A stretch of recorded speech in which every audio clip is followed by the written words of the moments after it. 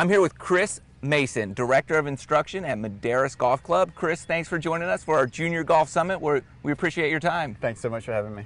Now, Chris, you have a vast experience in golf. You've coached juniors, college level, professional level, winners on the LPGA Tour. I mean, you go the whole gamut.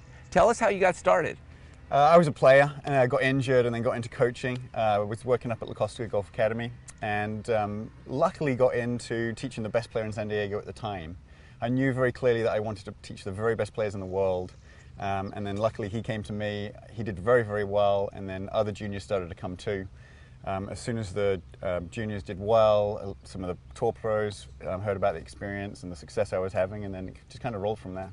Wow. Well, I've been kind of spying on you a little bit, following you on Instagram, and I noticed your philosophy. It seems real simple. Yeah.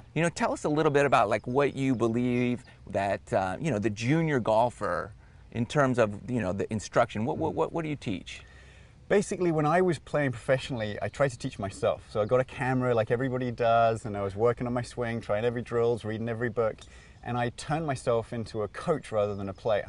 Oh. And I always swore to myself I was never going to do that for my players.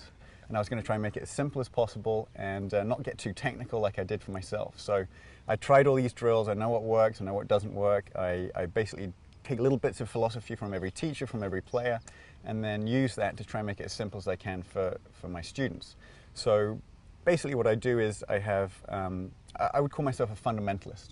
So I don't teach a stack and tilt or any kind of theory particularly, but I'd call myself a fundamentalist.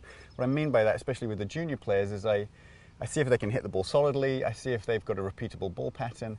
If they don't, then I go to what I call the fundamentals, and I have an acronym called GRABS. So I teach grip, rhythm, alignment, ball position, and setup. If those are the same and the swing repeats itself, the ball will go in the same place, and then I just fix whatever's happened on the ball flight. And it's very easy for the kids to remember, and it's easy for the kids to understand. And I'm very lucky. I really only work with really top juniors, but I make sure that all my students understand the ball flight laws. They have to understand what happens when the ball hits the face.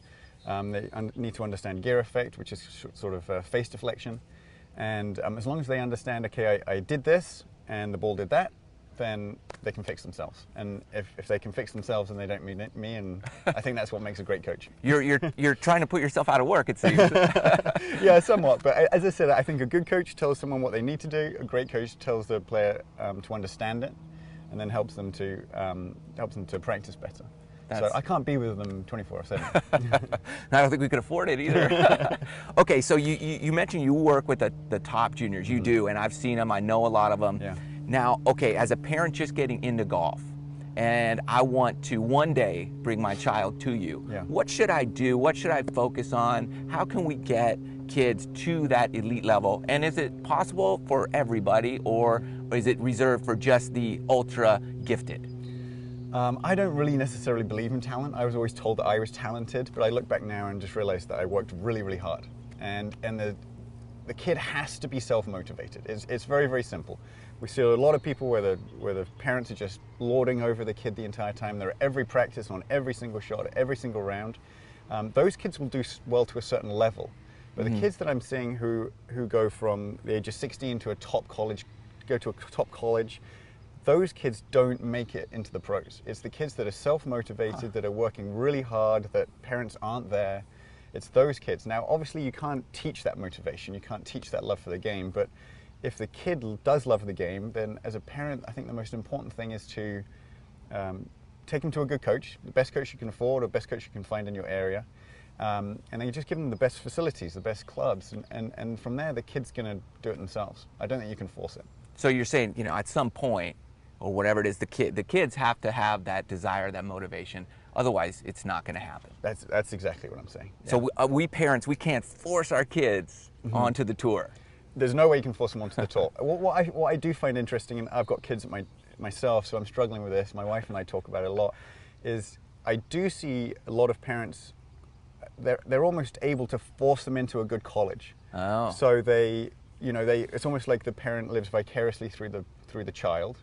They're with them 24/7. They push them to work hard. Those kids work hard, and golf's sort of a linear game. The harder you work, the better you get most of the time. And they might get into a great college, but usually as soon as they get to college, the motivation's not there, the parent's not there to motivate them, and they're nowhere. So it's important as a parent to make sure that the kid really enjoys the game. That's the most important part, obviously. Right. But then give them the tools that are going to help them succeed for themselves. So when parents hear, oh, your kid's the next Tiger Woods because they're 4 and they can hit a ball, which back in Tiger's day, that was a pretty, abnormal thing. Now every 4-year-old's hitting balls over the, out the range. Yeah. So when we hear that, don't start cashing checks. Absolutely not. Because however good your 4-year-old is, I can show you 20 that are better than them. Yeah. And it's at every single level. You just need to make sure that the kid really enjoys the game. As a parent, you really want them to succeed. You want them to do well, but again, in my opinion, it comes down to the motivation. If the kid loves it and you give them the tools, they're just going to want to do it all the time. If they do it all the time, you're giving them the best tools, they're going to succeed. Wow, that's great advice. So, Chris, if I want to reach out to you, if we want to learn more about you, your program, what's the best way we can do that? You can go to my website, it's chrismaysongolf.com.